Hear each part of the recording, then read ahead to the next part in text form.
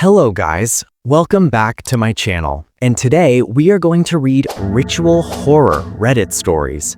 This story is really scary, so relax, grab a snack, and sit back, or get ready to listen to an amazing story. Before we get into this video, please like the video and subscribe to the channel. The channel goal is to get 100 subscribers before the end of another month, and I'm sure that we can do it. Anyways, without wasting time, let's get into the Ritual Horror Reddit story. I killed my friend in a ritual gone wrong. I know that sounds really bad, and it is, but I can explain. Me and James had been friends for a really long time. We both went to the same middle and high school and soon after joined the same college. He was always obsessed with creepy stuff, constantly rambling about the latest movie or book or whatever he found. I wasn't so much a horror person, but I entertained him, mostly. I never ever gave in when he wanted to try those stupid rituals that kids spread rumors about. Bloody Mary, 3 Kings, 1-man hide and seek. He wanted to do all of them, and he wanted them to all be real. I finally gave in yesterday. The 2 of us live with 3 other guys in a modest rented house. The other 3 had left earlier that day for a trip for some competition, leaving me and James alone. He had just recently been broken up with, and I had been trying to do things to help lighten his mood and distract him. I thought he'd want to spend the time together in the empty house by having a big gathering or watching some movies or something. But no, it's never simple with him. He wanted to try something different. It's called the shattering game, he said, his eyes lit up. And what do? I figured it wouldn't be anything too crazy.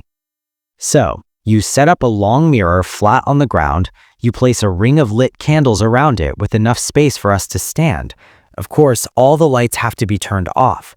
Then, each of us will stand at opposite ends of the mirror, close enough to look straight down and see our reflections. His excitement was palpable. Is something supposed to appear? This is where it gets interesting. One person drops a rock onto the center of the mirror, causing it to shatter. Whichever person's reflection is shattered becomes possessed by a spirit. A smile spread across his face. I swallowed. Possessed? Why would you want to be possessed? Or me, for that matter? Man, it's just a fun game. Come on, let's try it. He stood up, ready to make preparations. Fine, I'll do it, just this once. Just to appease him. He was in pain. Okay, I'll start grabbing stuff. We can't start until midnight, he said eagerly. With that, he left the house to pick up candles from the store. He told me that he'd be willing to use his own bedroom mirror. I just needed to get the rock. I found the stone in the front yard. It was smooth and cool in my hand, its density giving it a sense of reality that I had neglected to consider. I imagined dropping it onto the glass, the spiderweb cracks cascading over my face. I shuddered and walked back inside to wait for James. The way I saw it, James was way too eager to smash his own mirror, but that's how he always was with these things, and to think nothing was even going to happen. He had set up all the candles in a wide circle surrounding his mirror in the living room well before midnight. When the time came, he carefully lit each one and ordered me to shut off the lights. Click. The room alongside the rest of the house was drenched in a pervasive blackness that took over my senses. All I could see was the flickering orange glow from the candles reflected onto the mirror and James's wicked smile. Ready? He whispered to me through grimacing lips. Just do it, I said. James lifted the stone above the center of the mirror at shoulder height. He dropped it suddenly, my heart skipping a beat as the impact resounded with an ear-piercing shatter. The chaotic fractures in the mirror shot outwards from the stone's crater in the middle of the glass. The spiny fingers crawled briefly towards both our faces before stopping short. Silence. Both of our faces were perfectly visible in the reflection. Shrek. The cracks suddenly exploded outwards over James's reflection, refracting nothing but candlelight at odd angles and intersections. His face was no longer visible. The temperature of the room cooled and my head slowly tilted up to meet his gaze. The orange flicker in his eyes cast a sinister reflection that sent needles down my back. James? You aren't possessed, right? I half laughed at myself, tilting nervously on my foot. Are you? James's words came out in a snake-like whisper. I took a tiny step back. Nah, man. He slowly stepped around the side of the mirror and approached me. I began to tense. His arms coiled back. "Do," he shouted, his arms flailing upward at me. I stumbled back in shock, my feet knocking over a few candles.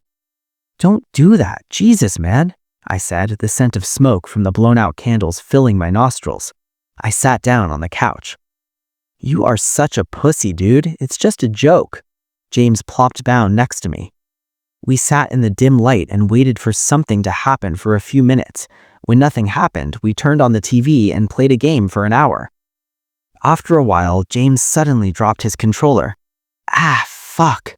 He reached up for his face. "What's wrong?" I turned towards him. A profuse crimson streamed out from between his fingers, clenched into a fist over his nose.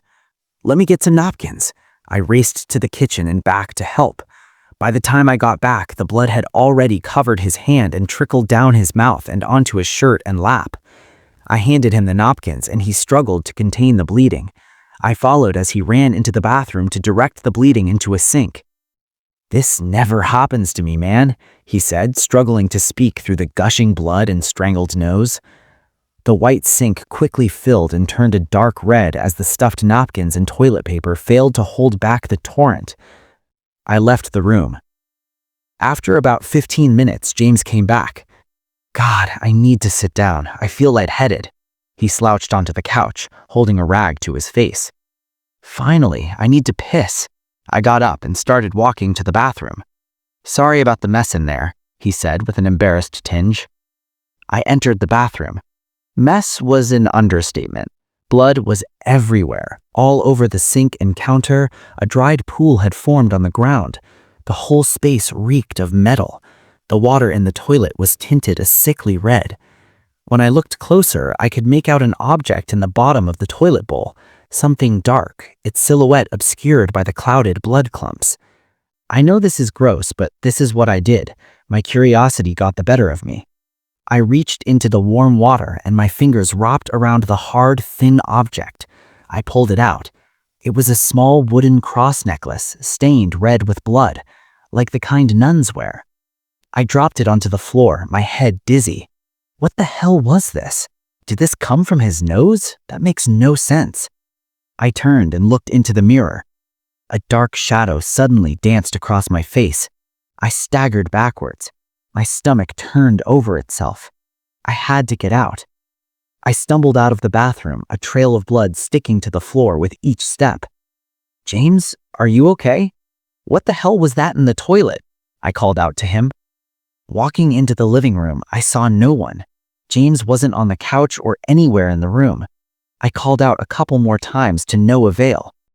I quickly found a few drops of blood that formed a trail away from the couch and out of the room, into the adjoining hall. Passing through the kitchen, I could easily see the biggest kitchen knife missing from our kitchen block. I swallowed hard and continued into the stairwell. I timidly followed the drops. Each step up the stairs made my feet shakier. My breath hitched in my throat as I reached the top step. Something about this was off. It was far too cold here. I walked into the hallway and saw the red drops end at a closed door into a bedroom. I knocked on the door. "James, you good?" My voice stumbled out. No response. My nervous hand reached the handle. I didn't want to worry. It was all a misunderstanding. I opened the door. A flash of something pale, ducking back behind the bedframe. I only saw it for a split second, but it was enough to make me question my sanity. "James, quit messing with me, please." I don't know if the words even came out of my mouth audibly. I took deliberate steps, nervously, towards the side of the bed. I peeked just barely, just enough to reveal what was hiding.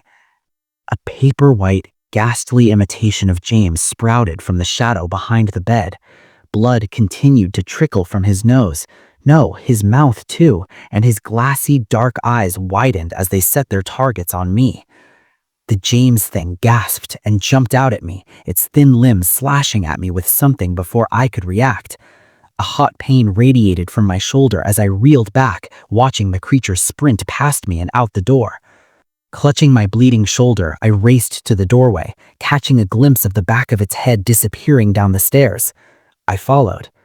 At the bottom of the stairs, a fresh trail of blood followed the same path that the old one had. I retraced my steps back through the kitchen and hallway, stopping in the doorway to the living room. The James thing's sickly skin was cast under the flickering candle glow, just barely, crouching in the corner by the TV set. Its eyes were locked on me. "Just calm down. It was just a game. Your mind must be playing tricks on you." Against my better judgment, I slowly treaded towards it. It shuddered as my shoes crunched over the loose mirror shards. I had nearly closed half the room's distance. The creature jolted out at me, the kitchen knife glinting orange light into my eyes as it closed the rest of the distance within a fraction of a second. We both collapsed onto the ground next to the mirror, shards digging into my back. I gasped and grabbed his frail wrist as the knife plunged towards my chest, stopping only an inch away. In my panic, I reached towards the mirror, feeling the familiar weight of the stone. I hurled it into the monster's temple, hearing a devastating crack. It rolled off of me and onto the ring, snuffing out several candles. I pinned it to the ground. I brought the stone down again with another heavy strike, leaving a visible dent in its skull. Each subsequent strike snuffed out more candles and made the room colder. I felt the body go limp as I struck one final time. The stone, lodged into its forehead, was the last image I witnessed before the last candle went out. I fell to my side, panting heavily. After a few moments in utter darkness, my slick hands found the ground and I pushed myself upright. I felt for the light switch. Click. Light flooded into my vision, leaving me blind for a short while. Once my eyes adjusted, I truly witnessed the catastrophic scene before me. I paced over to James's body. Quite different from the ghoul I saw moments ago, he was completely normal. His skin was a darker shade and his limbs had real thickness. His head was devastated, completely and utterly caved in. I could only make out a mush of skull fragments, teeth, blood, flesh, and brain matter. The stone was lodged in the center of it all. My head was spinning so viciously that I collapsed to the floor before him. I turned away, unable to meet the terrible sight. My eyes set upon the mirror. My reflection was obscured into confusing shards. I looked down the length of the mirror, finding it completely shattered along both sides. I've since sat in my room and contemplated what to do. I think I just killed my friend in some frightened haze. The cops are going to take me away, I just know it. I'm leaving this message here so you can scrutinize it, determine my guilt. Please. I swear it wasn't on purpose. It wasn't. Alright guys, that was Story. Let me know in the comments, do you think it was really a spirit from the Shattering game? Or was it all in his head the entire time? Was James possessed? Or did fear turn him into the real monster? If you enjoyed this story, make sure to like the video, subscribe to the channel, and turn on notifications so you don't miss the next horror Reddit story. And remember, some games aren't meant to be played. I'll see you in the next one.